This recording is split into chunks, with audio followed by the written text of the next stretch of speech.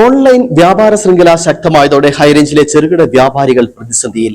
ആഘോഷ സീസണുകളിൽ പോലും കാര്യമായ കച്ചവടമില്ലെന്ന് വ്യാപാരികൾ പറയുന്നു.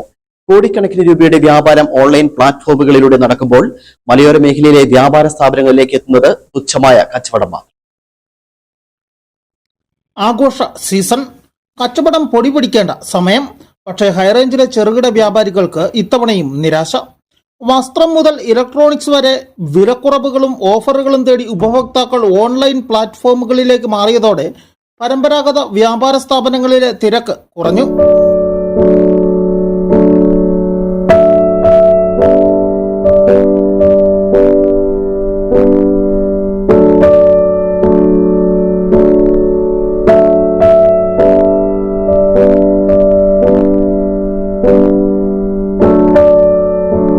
വാടകയും വൈദ്യുതി ചെലവും ജീവനക്കാരുടെ ശമ്പളവും ഉൾപ്പെടെയുള്ള ബാധ്യതകൾ കൂടുമ്പോഴും വരുമാനം കുറയുകയാണ്.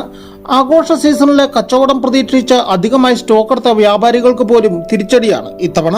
ഓൺലൈൻ വ്യാപാര മേഖലയും വൻ രീതിയിൽ നമ്മുടെ മാർക്കറ്റിനെ സ്വാധീനിച്ചിരിക്കുകയാണ്.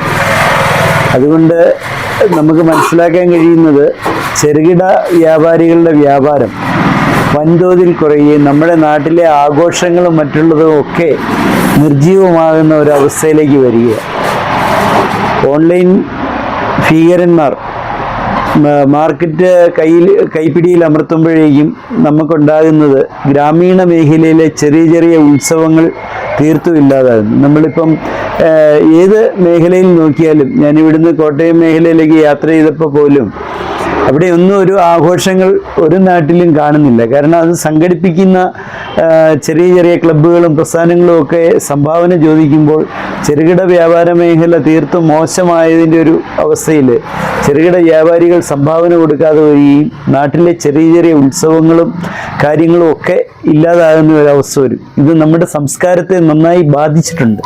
ഓൺലൈൻ വ്യാപാരത്തോട് മത്സരിക്കാൻ കഴിയാത്ത ചെറുകിട വ്യാപാരികൾക്ക് സർക്കാർ തലത്തിൽ പിന്തുണ വേണമെന്നാണ് ആവശ്യം. ഹൈറേഞ്ചിന്റെ പ്രാദേശിക സമ്പദ് വ്യവസ്ഥയുടെ നട്ടെല്ലായ ചെറുകിട വ്യാപാര മേഖലയുടെ നിലനിൽപ്പ് തന്നെ ചോദ്യം ചെയ്യപ്പെടുകയാണ്.